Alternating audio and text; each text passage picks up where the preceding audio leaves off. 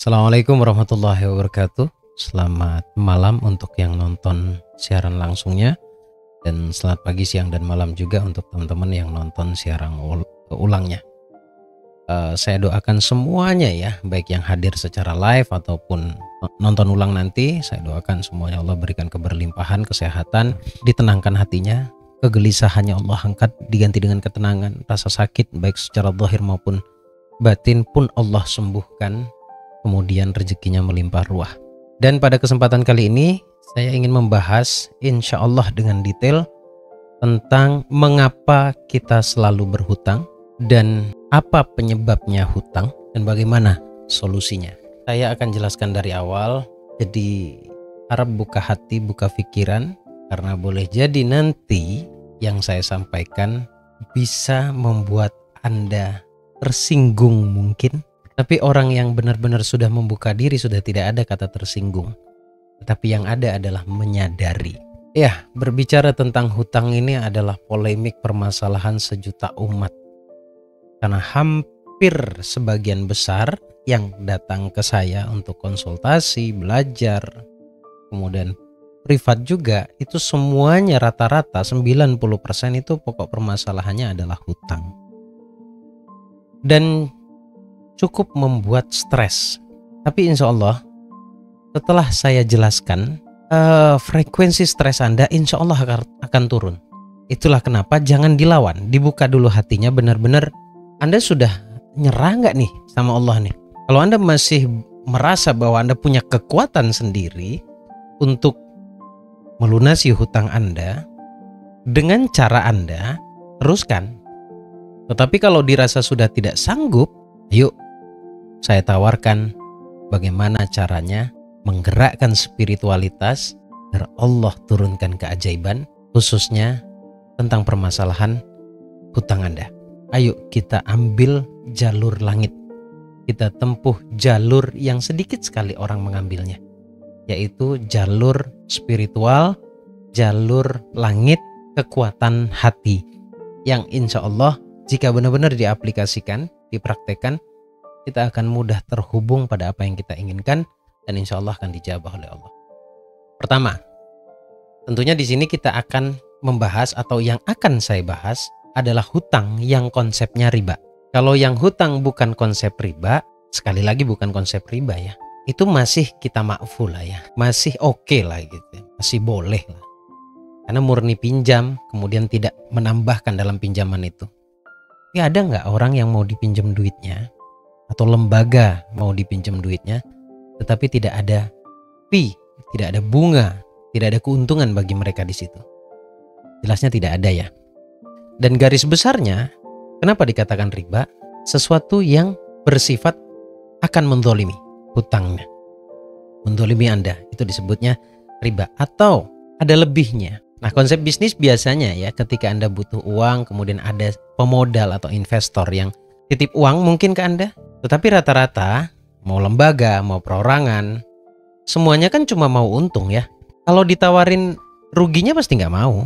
Untung sekian persen, kalau rugi bagaimana? Kalau rugi ya ditanggung pembisnisnya. Nah, disitulah berpotensi menjadi riba. Itu saja, kita cara mikirnya begitu aja.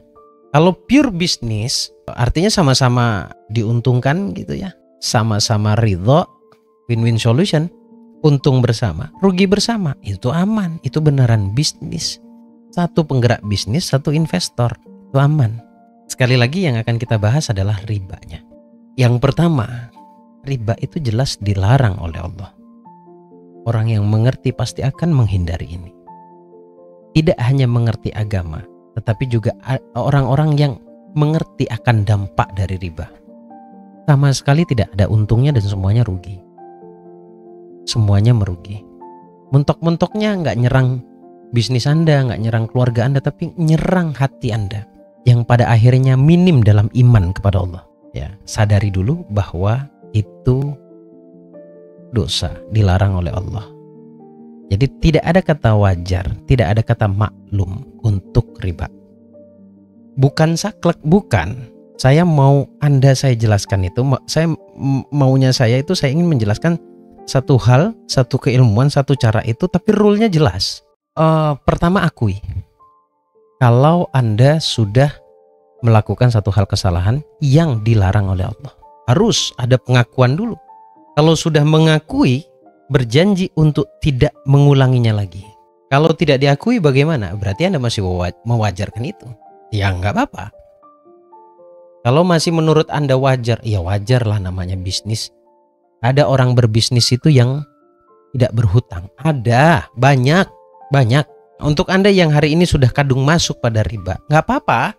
Nggak apa-apa, itu maksud saya adalah yang penting Anda sadar dulu bahwa Anda melakukan sebuah kesalahan.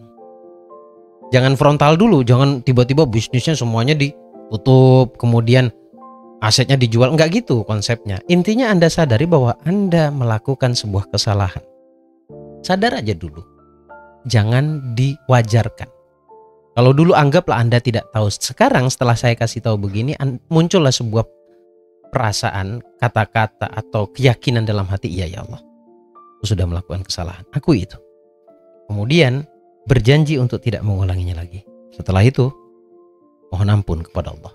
Dengan sebaik-baiknya permohonan ampun kepada Allah. Mungkin kalau Anda mau benar-benar merasakan, saya perlu jelaskan doanya Nabi Allah Yunus. Masyhur banget ini, Anda sering mendengarnya. Lebih-lebih dalam kajian-kajian yang saya adakan yang sifatnya kelas, itu juga sering saya sampaikan. La ilaha illa anta subhanaka inni kuntu minadh dhalimin. Saya ulangi. La ilaha illa anta subhanaka inni kuntu minadh dhalimin. Insya Allah akan Allah bantu Anda untuk keluar dari kegelapan itu seperti layaknya Nabi Allah Yunus dikeluarkan dari perut ikan yang penuh dengan kegelapan. Tapi amalan itu tujuannya adalah untuk hati, untuk memperbaiki bagian hatinya, La ilaha illa anta, tidak ada ilah, tidak ada Tuhan selain Engkau ya Allah.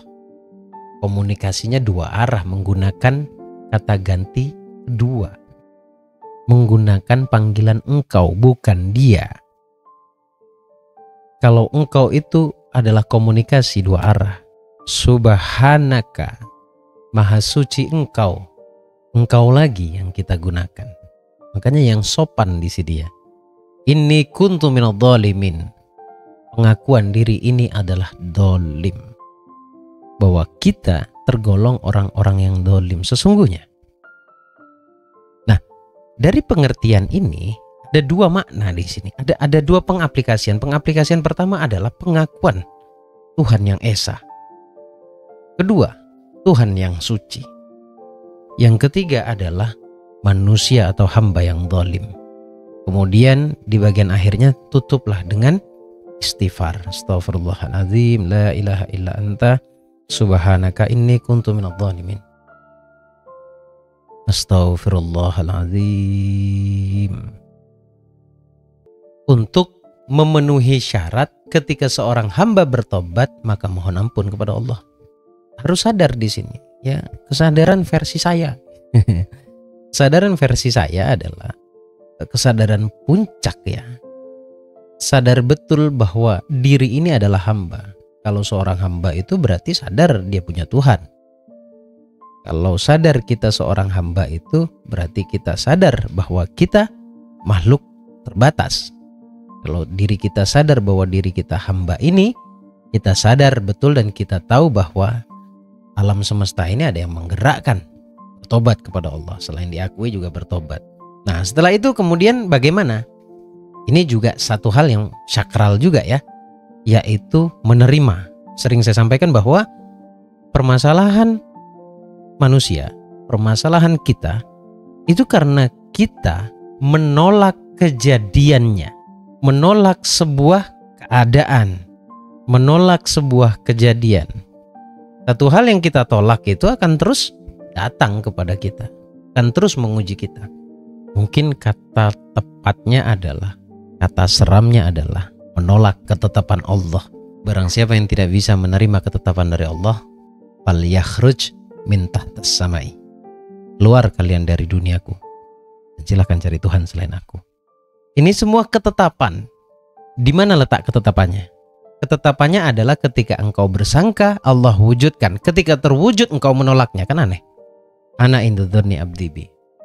Aku itu bagaimana sangka hambaku. Engkau bersangka, aku jadikan. Anehnya ketika dijadikan ditolak. Inilah di sini menjadi penting yang namanya kesadaran atau keilmuan. Ketika hal ini tidak disampaikan, kita akan terus tidak sadar dan terus ada dalam penolakan. Kurang iman, miskin syukur. Gitu ya. Jadi terima dulu keadaan saat ini. Anda tuh sekarang punya hutang gitu, terima. Terima dan sadari bahwa keadaan Anda berhutang itu karena ulah Anda sendiri. Jangan lalu ketika Anda berhutang dengan senang, ketika nggak bisa bayar mengatakan orang lain dolim, lembaganya dolim. Gimana coba? Ya, jadi terima dulu. Terimalah keadaanmu saat ini. Dan itu dirasa bukan di lisan. Tidak menyalahkan siapapun, tidak menyalahkan orang yang ngutangin, tidak menyalahkan lembaga yang sudah ngutangin ke Anda, karena semuanya sesuai prosedur. Bukannya saya mau membela lembaga gitu, nggak ada urusan, nggak. Tapi karena kita yang datang kepada mereka, kemudian mereka punya konsep, kita ditawarin, kita yang butuh, kita dikasih. Jangan lalu ketika kita tidak bisa membayar, kita mengatakan mereka zalim kepada kita. Mereka adalah pelaku riba. Kita sama kok. Kita yang berhutang tuh sama. Sadari dulu di situ, terima saja. Diucapkan. Jadi Anda berkomunikasi kepada diri. Saya terima ya Allah. Saya terima keadaanku saat ini. Saya terima, saya terima, saya terima. Itu yang kedua. Setelah mengakui dan bertobat, menerima. Kemudian yang ketiga adalah perbaiki kata-katamu. Tidak hanya kata-kata bil lisan, tetapi dari hati juga. Yang sering kita sebut afirmasi dan self talk. Afirmasi itu diucapkan. Nah, mungkin kata-kata yang salah selama ini adalah kata-kata hutang. Ya, percaya tidak percaya, ketika kita menyebutkan kata hutang, itu akan kerangsang dengan hutang itu seperti apa, dan kita memanggilnya self talk. Self talk yang mana? Self talk ini mungkin dari dulu-dulunya ya. Ya, juga tentang prinsip tentang hutang, mungkin juga tentang sulitnya cari uang, orang kaya itu jahat.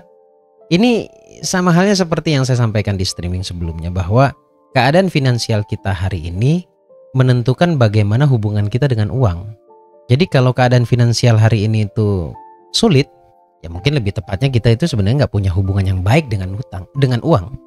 Jadi kita itu hubungannya dengan uang itu nggak baik-baik saja. Dilihat dari mana? Dari keadaan kita hari ini. Kalau kita keadaan finansial baik-baik saja, berarti sebenarnya hubungan kita dengan uang itu baik-baik saja. Hubungan yang seperti apa? Ya, asumsi kita terhadap uang. Kemudian penilaian kita atau asumsi itu ya. Kemudian bagaimana kita memperlakukan uang. Kemudian bagaimana respon kita ketika uang itu ada. Ya, ini bisa dilihat sebenarnya dari belief system sih. Akan menentukan bagaimana belief systemnya, maksud saya. Akan menentukan bagaimana sistem keyakinan di dalam hati ketika menemukan prinsip-prinsip itu. Atau keadaan Anda hari ini, finansial Anda hari ini, atau keadaan finansial Anda hari ini, itu menentukan bagaimana hubungan Anda dengan uang. Kalau finansial Anda hari ini tidak sedang baik-baik saja, berarti hubungan Anda dengan uang itu tidak baik-baik saja. Lalu pertanyaannya, hubungan yang seperti apa, kan gitu ya? Hubungan yang saya maksud adalah bagaimana penilaian Anda atau asumsi Anda terhadap uang. Kemudian bagaimana Anda merespon uang, keberadaan uang itu loh. Bagaimana respon Anda dan bagaimana Anda memperlakukan uang. Itu sudah saya jelaskan di streaming sebelumnya. Jadi mungkin ada baiknya Anda tonton di streaming sebelumnya ya. Kemudian yang berikutnya adalah bagian yang paling esensi. Kita atau terutama yang muslim, kita sering menjadikan amalan itu sebuah pelarian. Dan seketika kita seakan-akan memiliki keyakinan bahwa amalan ini bisa membereskan. Lalu cari di Google atau cari di medsos atau cari di YouTube amalan untuk bisa melunasi hutang atau amalan lunas hutang. Tanpa pikir panjang, muncul di beranda Anda, dengerin dikit aja, ambil amalannya lalu Anda amalkan. Setelah diamalin sesuai dengan jumlahnya, nyatanya tidak terkabul. Baru di pikiran muncul tuh, wah ternyata cuma konten doang, cuma bohong belaka. Ini mungkin yang nyuruh baca juga nggak ngerti, eksternal yang salah pokoknya lah. Nah, sekarang pertanyaannya, apa amalannya yang tidak bekerja, atau orang yang ngasih bohong, atau Anda yang nggak tahu aturan, atau Anda yang tidak mengerti konsep wiritan atau zikir itu seperti apa? Nggak apa-apa, bukan berarti Anda ketika saya mengatakan begini terus Anda berhenti untuk berzikir, bukan itu. Maksudnya bukan itu. Tetapi lebih kepada Anda sadar gitu loh. Oh, ternyata sebabnya adalah karena saya yang berpikir atau mindset saya terhadap amalan ini kurang tepat. Tetap amalin. Cara mengamalkannya bagaimana? Sekarang saya jelaskan dulu bahwa amalan atau doa apapun itu untuk ini, untuk hati kita yang secara keseluruhan di atas itu.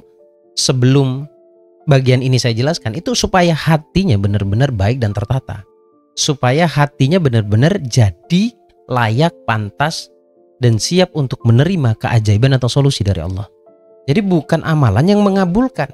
Nah, dalam hal ini saya mau mengajarkan sebuah doa, atau bukan mengajarkan, lebih tepatnya mungkin mengingatkan Anda ternyata ada doa untuk agar Allah mudahkan dalam pelunasan hutang. Saya hanya ingin mengingatkan, Anda pasti paham dan tahu dan sering Anda mendengarkan di medsos ini sebenarnya doanya ya. Doa yang pertama adalah, coba Anda lihat di layar monitor Anda, biar kita sama-sama belajar di sini ya. Ini doa dari Rasulullah untuk salah satu pemuda Ansor yang sedang terlilit hutang dan kebingungan. Baca ini pagi dan sore, atau setelah Anda duha, atau setelah Anda sholat subuh, baca ini. Baca saat berdoa, karena ini doa ya. Allahumma inni a'udzubika minal hammi wal hazan, wa a'udzubika minal ajzi wal kasal, wa a'udzubika minal jubni wal bukhl, wa a'udzubika min ghalabatid dain wa qahrir rijal. Ini yang pertama. Kemudian yang kedua, yang juga diajarkan oleh Rasulullah kepada sahabat, yaitu Sayyidina Ali, dengan doa yang tidak kalah indah juga. Allahumma kfini bihalalika an haramik wa aghnini bifadlika amman siwak. Saya ulangi ya. Allahumma kfini bihalalika an haramik wa aghnini bifadlika amman siwak. Itu ya, jadi itu doanya. Saya nggak punya amalan, saya tidak akan memberikan amalan yang harus Anda wiridkan, enggak. Paling tadi itu ya, la ilaha illa anta subhanaka inni kuntu minadh dhalimin. Itu saja. Kemudian yang terakhir adalah bersyukur. Saya tidak akan meninggalkan bab syukur ini. Jadi dalam syukur nanti juga ada sedekah atau sedekah. Bersyukur itu yang bagaimana gitu loh. Saya tidak mengajarkan bersyukur bil lisan. Kalau itu Anda sudah paham dengan mengucapkan alhamdulillah. Tapi bersyukur yang saya maksud adalah tembus ke dalam rasa. Anda tahu betul apa yang Anda syukuri. Anda tahu betul apa yang Anda syukuri, dan momentum seperti apa yang harus Anda syukuri.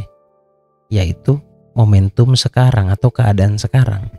Dan yang harus disyukuri ya yang sekarang ada. Apa gitu ya. Makan, Anda nikmati makannya.